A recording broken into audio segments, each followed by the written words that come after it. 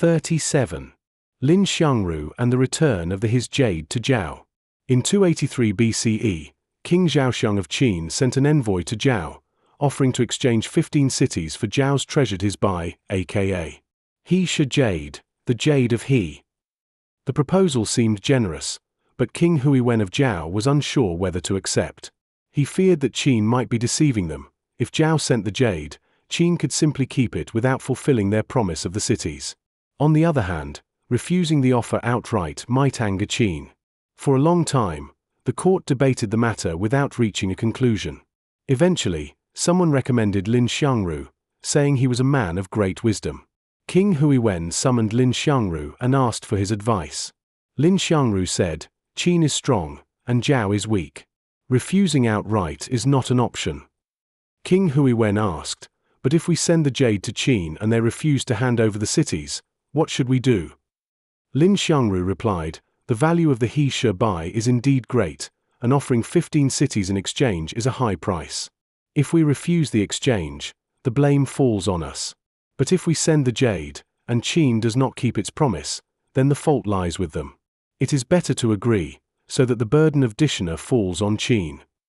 King Huiwen then said, "If I send you to Qin, what will you do if they break their promise?" Lin Xiangru confidently replied, "If Qin hands over the cities, I will leave the jade there. If they do not, I will ensure that the jade is returned safely to Zhao." This promise later became known as Wn by Gui Zhao, returning the jade intact to Zhao. Lin Xiangru's strategy in Xianyang. Lin Xiangru arrived in Xianyang, where King Zhaoxiang greeted him in a palace outside the main court. Lin Xiangru presented the He Shi Bai to the king. King Zhaoxiang was delighted, holding the jade up for his ministers and concubines to admire. As the jade passed from hand to hand, the courtiers congratulated the king on acquiring such a rare treasure. Lin Xiangru stood there for a long time, but King Zhaoxiang made no mention of the 15 cities. Realizing that the Qin king had no intention of fulfilling his promise, Lin Xiangru devised a plan to retrieve the jade. He stepped forward and said, "This jade, though precious, has a minor flaw that is difficult to detect. Allow me to show your majesty." Believing him, King Zhaoxiang ordered his attendants to return the jade to Lin Xiangru. As soon as he received the jade, Lin Xiangru quickly stepped back and pressed his back against one of the palace pillars. Staring at the king with fierce determination, he declared, "Your Majesty sent an envoy to Zhao, claiming that you sincerely wished to exchange 15 cities for this jade. My king trusted your words and sent me with the jade. However, I see no sincerity in your actions. Now that the jade is back in my hands, if your Majesty forces me, I would rather smash both my skull and this jade against this pillar than let Zhao be deceived." As he spoke, he raised the He Shi Bai, appearing ready to shatter it against the pillar. King Zhaoxiang, fearing that the jade would be destroyed, quickly reassured him, saying, "Do not misunderstand me, Minister Lin. How could I ever break my word?" To show his goodwill, the king ordered a map to be brought forward and pointed out the 15 cities he supposedly intended to cede to Zhao. Lin Xiangru, however, remained cautious. He said, "Before sending the He Shi Bai to Qin, King Huiwen fasted for 5 days and conducted a solemn ritual in the court of Zhao to show his sincerity. If your Majesty is truly sincere, you should also fast for 5 days and then hold a formal ceremony to receive the jade. Only then can I present it to you." King Zhaoxiang, convinced that Lin Xiangru could not escape, agreed. "Very well, let us do it this way." He instructed his attendants to escort Lin Xiangru to a guest residence to rest. That night, Lin Xiangru secretly ordered one of his attendants to disguise himself as a merchant, hide the He Shi Bai on his person, and secretly travel back to Zhao by an alternate route. The confrontation in the Qin court. 5 days later, King Zhaoxiang held a grand ceremony in the Qin court, summoning his ministers and foreign envoys to witness the formal exchange. He called for Lin Xiangru to bring forth the He Shi Bai. Lin Xiangru calmly stepped forward and bowed respectfully. King Zhaoxiang said, "I have completed 5 days of fasting. Now, present the jade." Lin Xiangru replied, "Since the time of Duke Mu of Qin, your dynasty has had more than 20 rulers, yet none have truly honored their word. I feared that my king would be deceived and lose both the jade and the cities, so I have already sent the He Shi Bai safely back to Zhao. Your Majesty may now punish me as you see fit."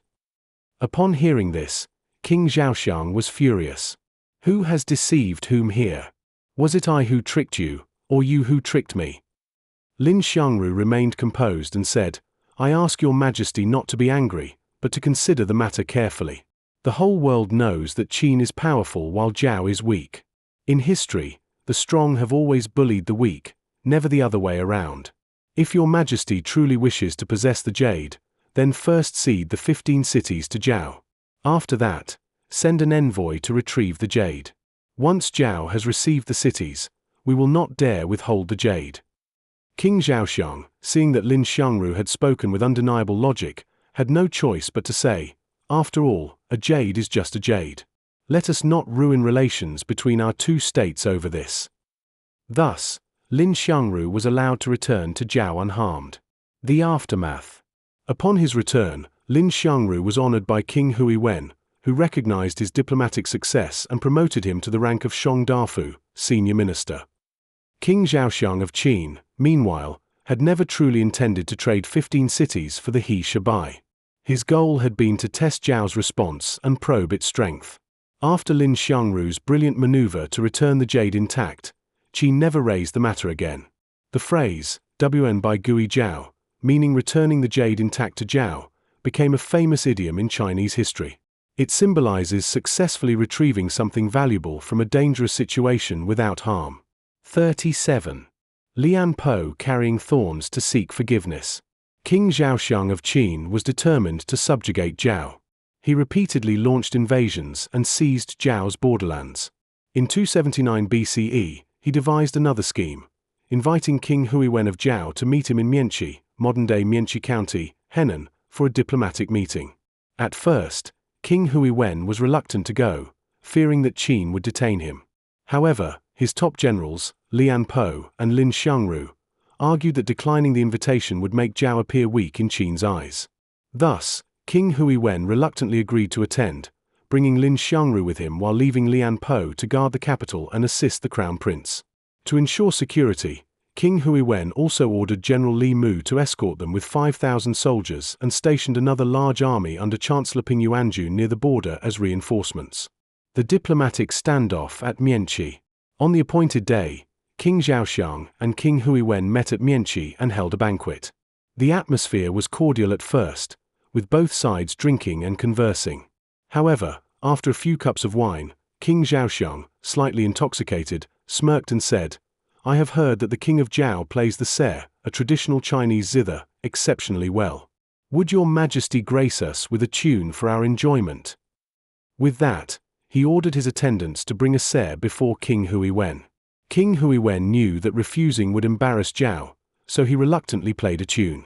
Immediately, the Qin court historian recorded the event, reading aloud, "On this day, in such and such year and month, King Zhaoxiang of Qin summoned King Huiwen of Zhao to Mianqi and commanded him to play the ser." Hearing this, King Huiwen's face turned purple with anger.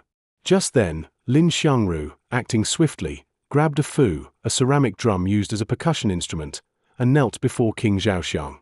He declared, "It is well known that your Majesty is skilled in Qin's traditional music. Here, I present a fu. Would your Majesty do us the honor of striking it for our entertainment?" King Zhaoxiang's expression darkened instantly, and he refused to respond. Lin Xiangru's eyes gleamed with fierce determination as he continued, "Your Majesty is being unreasonable. Qin may be powerful, but within 5 steps of this hall, I can still spill my blood upon you." King Zhaoxiang, startled by Lin Xiangru's boldness, reluctantly picked up the drumstick and struck the fu a few times. Lin Xiangru immediately turned to Zhao's court historian and ordered, "Record this event as follows. On this day, King Huiwen of Zhao met with King Zhaoxiang of Qin. The King of Qin played the fu for the King of Zhao." The Qin courtiers were outraged at this humiliation. One of them stood up and suggested, "To honor this meeting, let Zhao cede 15 cities as a tribute to Qin." Without hesitation, Lin Xiangru countered, "Likewise, let Qin cede its capital, Xianyang, to Zhao as a tribute to our king." Realizing that the situation was escalating, King Zhaoxiang, who had already been informed of Zhao's military presence nearby, feared that a conflict might break out. He intervened, saying, This is a peaceful meeting between our two great nations. Let us not dwell on such matters." Thus, the meeting at Mianqi concluded without Zhao being humiliated or coerced into submission. Rivalry between Lian Po and Lin Xiangru. Following the Mianqi incident, Lin Xiangru had twice protected Zhao's dignity against Qin, earning immense trust from King Hui Wen. As a result, he was promoted to the rank of Shongqing, senior minister, surpassing even the great general Lian Po in status. Lian Po, a seasoned warrior with numerous military victories, felt deeply insulted. He openly expressed his frustration to his retainers, saying, "I am a battle-hardened general who has shed blood for Zhao countless times. What has Lin Xiangru done? He is merely a talker, yet he now outranks me. The next time I see him, I will make sure he knows his place." Word of this reached Lin Xiangru. Instead of confronting Lian Po, he began avoiding him altogether. He even pretended to be ill and stopped attending court. One day, while traveling with his entourage, Lin Xiangru spotted Lian Po's carriage approaching from a distance. Rather than risk a direct encounter, he immediately ordered his driver to steer into a side alley to avoid him. Lin Xiangru's followers were furious and accused him of cowardice. Lin Xiangru turned to them and asked, "Tell me, between General Lian and the King of Qin, who is more powerful?" His followers responded, "Of course, the King of Qin is far stronger." Lin Xiangru nodded and continued, "Indeed. I have repeatedly risked my life by confronting the King of Qin to defend Zhao. Do you really think I am afraid of General Lian? The truth is, our country is only safe because both General Lian and I serve it. If the two of us turn against each other, Qin will seize the opportunity to invade. For the sake of Zhao's stability, I would rather endure personal humiliation." Lian Po's regret and apology. When Lian Po heard of Lin Xiangru's words, he was overcome with shame. Realizing that his arrogance had nearly caused division within Zhao, he decided to humble himself. He stripped off his upper garments, carried a bundle of thorny branches on his back, and walked barefoot to Lin Xiangru's residence to apologize. Upon arriving, he knelt before Lin Xiangru and said, "I have been a foolish and short-sighted man. My temper is crude, and I failed to see your wisdom. I have come to seek your forgiveness. Please punish me as you see fit." Lin Xiangru immediately helped him up, saying, "We are both ministers of Zhao. Your understanding alone is enough for me. I would never punish you." Both men were moved to tears, embracing each other as a sign of reconciliation. From that day forward, they became sworn friends and allies, working together to protect Zhao. Legacy of their friendship. The story of Lian Po and Lin Xiangru became a legendary example of humility, wisdom, and unity in service to one's country. The phrase, "Fu Jing Qing Zui," meaning carrying thorns to seek forgiveness, originated from Lian Po's act of repentance. It is still used today to describe someone sincerely acknowledging their mistakes and seeking reconciliation. 39. Fan Zhu's strategy of distant alliances and nearby conquests. While Lin Xiangru and Lian Po worked together to defend Zhao, Qin refrained from attacking Zhao directly. However, it continued to seize land from Chu and Wei Yi. At that time, real power in Qin was in the hands of the Queen Dowager and her brother, Marquis Rang, Rang Hu, also known as Wei Ran. In 270 BCE, Wei Ran planned a military campaign against Qi. Just as this was being prepared, King Zhaoxiang of Qin received a letter from someone named Zhong Lu, requesting an urgent audience. Fan Zhu's escape from Wei Yi. Zhong Lu's real name was Fan Zhu, originally from the state of Wei Yi. He had once served as a retainer for a Wei Yi minister named Xu Jiao. On one occasion, Xu Jiao took Fan Zhu on a diplomatic mission to Qi. The king of Qi, hearing of Fan Zhu's intelligence, secretly sent him gifts, but Fan Zhu refused them. Nevertheless, upon their return to Wei Yi, Xu Jiao accused Fan Zhu of colluding with Qi and reported him to the prime minister, Wei Qi. Believing the accusation, Wei Qi had Fan Zhu brutally tortured. He was beaten nearly to death, his ribs were broken, and 2 of his front teeth were knocked out. Finally, Wei Qi had him wrapped in a torn mat and thrown into a latrine, assuming he would die. That night, Fan Zhu regained consciousness. A soldier was guarding him, and Fan Zhu pleaded for help. The soldier, feeling pity, secretly let him escape but reported to Wei Qi that Fan Zhu had died. To avoid pursuit, Fan Zhu changed his name to Zhonglu. Around this time, a Qin envoy happened to be visiting Wei Yi. Fan Zhu secretly approached him and was smuggled into Qin. Fan Zhu's meeting with King Zhaoxiang of Qin. After arriving in Qin, Fan Zhu submitted a memorial to King Zhaoxiang, requesting an audience. The king agreed to meet him at a secondary palace. On the appointed day, as Fan Zhu was on his way to the meeting, he deliberately refused to step aside when he saw the king's chariot approaching. A royal attendant shouted, "Make way for the king." Fan Zhu coldly replied, "What king? Is there still a king in Qin?" When King Zhaoxiang arrived, he overheard Fan Zhu muttering, "All I hear about is the Queen Dowager and Marquis Rang. Where is this so-called king?" These words struck a nerve with King Zhaoxiang. He immediately dismissed his attendants and invited Fan Zhu into the palace for a private discussion. King Zhaoxiang said, "Speak freely.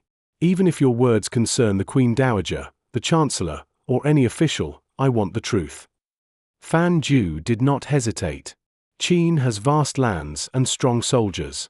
Conquering the other states should have been easy. Yet for 15 years, Qin has failed to make significant gains. The fault lies with your Chancellor, Marquis Rang, who is not truly loyal to Qin. But Your Majesty, you also bear some responsibility for this failure. The king was intrigued. How have I failed? Fan Zhu explained, Qi is far from Qin, with Han and Wei in between. Even if Your Majesty defeats Qi, how will you connect it to Qin's territory? A better strategy would be to ally with distant states while conquering those nearby, Yuan Jiao Jingong. Temporarily befriend Qi while focusing on annexing nearby lands. Every inch gained strengthens Qin. If Your Majesty first conquers Han and Wei, Qi will eventually fall as well. King Zhaoxiang was deeply impressed.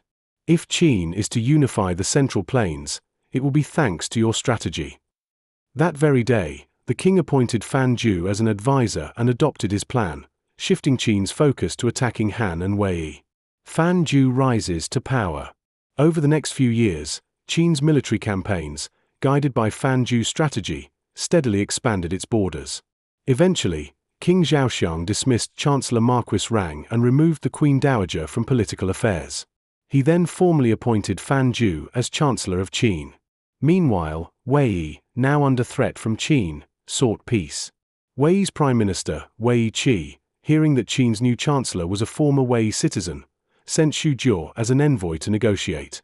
Fan Zhu's revenge. When Fan Zhu learned that Xu Jiao had arrived in Qin, he disguised himself in tattered clothes and visited the guest house where Xu Jiao was staying. Xu Jiao was stunned to see Fan Zhu alive. "What are you doing here?" he asked. Fan Zhu replied, "I am just a lowly servant in Qin." Seeing Fan Zhu dressed in rags and shivering from the cold, Xu Jiao took pity on him and gave him a silk robe. He also invited him to a meal. During the conversation, Xu Jiao said, "I've heard that Qin's Chancellor Zhonglu is incredibly powerful. I would like to meet him, but I don't know anyone who can introduce me." Fan Zhu smiled and said, "My master is acquainted with the Chancellor. If you wish to meet him, I can arrange it." Fan Zhu then accompanied Xu Jiao to the Chancellor's residence. At the entrance, he told Xu Jiao to wait while he went inside to make arrangements. Shortly after, an official announced, "The Chancellor will now receive Xu Jiao." Xu Jiao, preparing to enter, asked the guards, "Where is the man who accompanied me?" The guards laughed. "That man is the Chancellor." Xu Jiao's face went pale with terror. Upon entering the hall, he immediately fell to his knees and crawled toward Fan Zhu, repeatedly kowtowing. "I was blind and foolish. I beg for your mercy." Fan Zhu coldly replied, "You accused me falsely, and I nearly died because of you. If I were truly heartless, I would have you executed. However, today you gave me a silk robe and treated me to a meal. Because of this small kindness, I will spare your life." He then gave Xu Jiao a message for the king of Wei. Qin would only consider peace if Wei executed Prime Minister Wei Qi and ceded land. Xu Jiao returned to Wei and delivered the ultimatum. Seeing no way out, King Anshi of Wei ordered the execution of Wei Qi, who, seeing himself abandoned, committed suicide. With Wei forced into submission, Qin launched its first attacks on Han, following Fan Zhu's strategy of distant alliances and nearby conquests. The legacy of distant alliances and nearby conquests. Fan Zhu's political maneuvering reshaped Qin's foreign policy, accelerating its conquest of rival states. His strategy of Yuan Jiao Jin Gong became one of the most famous military and diplomatic doctrines in Chinese history, influencing future rulers and strategists. Under his guidance, Qin continued expanding its power, laying the foundation for its ultimate unification of China under Qin Shi Huang.